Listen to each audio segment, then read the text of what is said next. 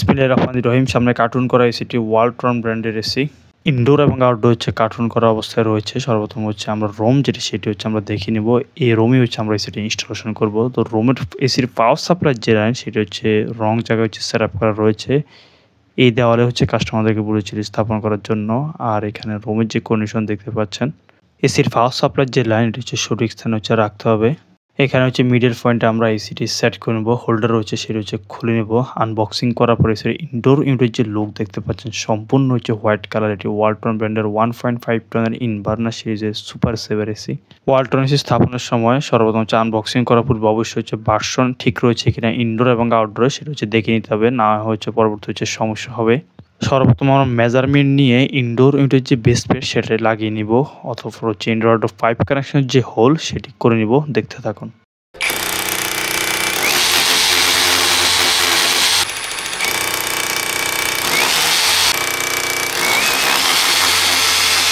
Measurement নিয়ে indoor স্থাপনের জন্য বেস প্লেটটা আমরা লাগিয়ে নিচ্ছি। বেস প্লেট লাগানো হয়ে গেলে অথবা ইনডোর জিনিস সেটি আমরা সেট করে নেব।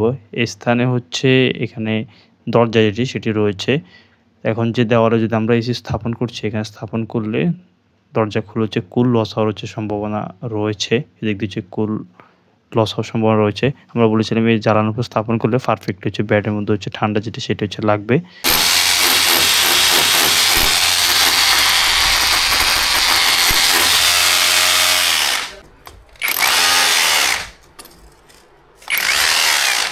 আউটডোর ইউনিট আনবক্সিং করার পর আউটডোর ইউনিটের যে লুক দেখতে পাচ্ছেন সম্পূর্ণ হচ্ছে হোয়াইট কালার। এসিটিতে রেফ্রিজারেন্ট হিসেবে R32 রেফ্রিজারেন্ট ব্যবহার করা হয়েছে।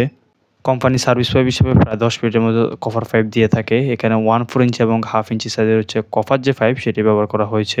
এসির আউটডোর ইউনিটের কন্ডেন্সার হিসেবে মাইক্রো চ্যানেল কন্ডেন্সার ব্যবহার করা হয়েছে। এসির ইনডোর যে ইউনিট সেটি স্থাপনের যে কাজ সেটি শেষ। আউটডোর সাইডে গিয়ে আউটডোর যে ইউনিট সেটি আমরা স্থাপন করে নেব পর্যায়ক্রমে। সামনে প্যাকেটিং করা পানিগুলো হচ্ছে জমজমের পানি। কিছুদিন আগে হচ্ছে কাস্টমার যে ভাইয়া তিনি হচ্ছে হজে গিয়েছিল, সেখান থেকে হচ্ছে 2 ড্রাম পানি হচ্ছে এনেছিল। 1 ড্রাম তো শেষ, আরেক ড্রাম হচ্ছে আমাদের হাতে তুলে দেয় যে খাওয়ার জন্য। পানি পান করা হয়ে গেল, অতপর পুনরায় হচ্ছে আমরা আউটডোর সাইডে গিয়ে আউটডোর জিনিসের স্থাপনের যে কাজ সেটি হচ্ছে আমরা করে নিব।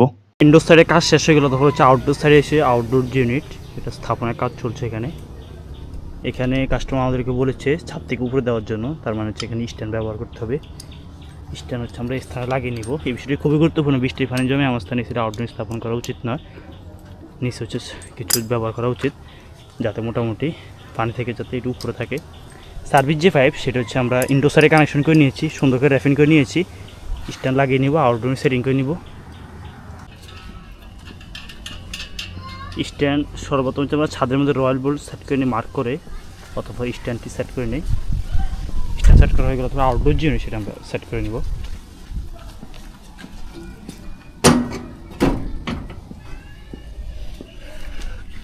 জয়েন্ট নাট দিয়ে হচ্ছে এগুলো ফিক্সড করে দেব।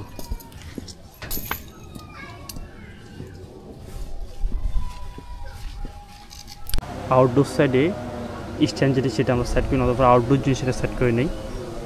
সার্ভিস পাইপ কানেকশন করা হয়ে গিয়েছে।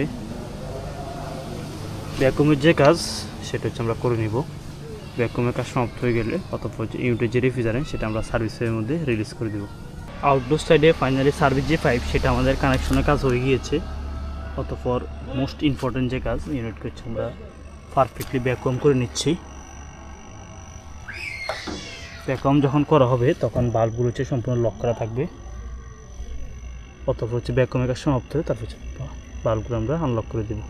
অনেকে বলে থাকে নতুন এসি স্থাপনের সময় ভ্যাকুয়ামের প্রয়োজন হয় না। এই কথাটা হচ্ছে সম্পূর্ণ ভুল। এসি পুরাতন হোক বা নতুন হোক, যখন রিইনস্টলেশন করা হবে অবশ্যই এসিকে পারফেক্টলি ভ্যাকুয়াম করতে হবে। এখানে হচ্ছে আমরা সার্ভিস পাইপের উপর সাপোর্টের জন্য হচ্ছে ক্লাম লাগিয়ে দেই। ভ্যাকুয়ামের কাজ সমাপ্ত হয়ে গেলে অতঃপর ইউনিটের যে রেফ্রিজারেন্ট সেটি আমরা সার্ভিস পাইপের মধ্যে রিলিজ করে দিব। সর্বপ্রথম ডিসচার্জ যে বাল্ব সেটি আনলক করে দিব, অতঃপর সাকশন যে বাল্ব সেটি আমরা আনলক করে দিব।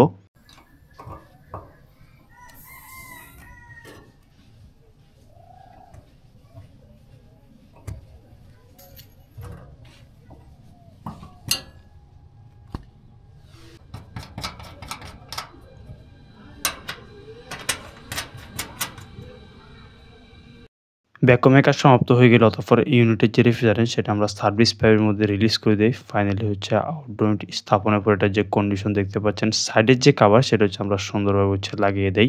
এসির আউটডোর স্থাপনের ক্ষেত্রে আমরা খেয়াল রাখবো বৃষ্টি পানির জমে এমন স্থানে এসির আউটডোর জিনিস সেটা স্থাপন না করাই উত্তম। সাময়িক যদি কিছু খরচ হয় পরবর্তীতে হচ্ছে এসির যে আউটপুট সেটা হচ্ছে ভালো পাওয়া যাবে।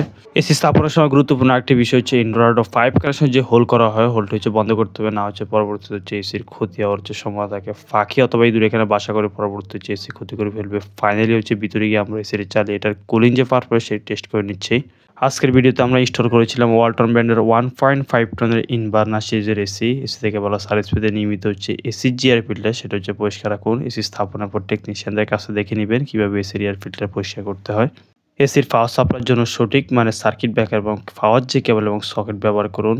ইনডোর ইউনিট চালু হওয়ার কিছুক্ষণ পর হচ্ছে আউটডোর সার্ভিসের লাইন দিয়ে পারফেক্টলি হচ্ছে এসিটা থেকে হচ্ছে কুলিং বের হচ্ছে। এই ছিল আমাদের আজকের ভিডিও। দেখা হবে নতুন কোনো ভিডিওতে। ভালো থাকবেন।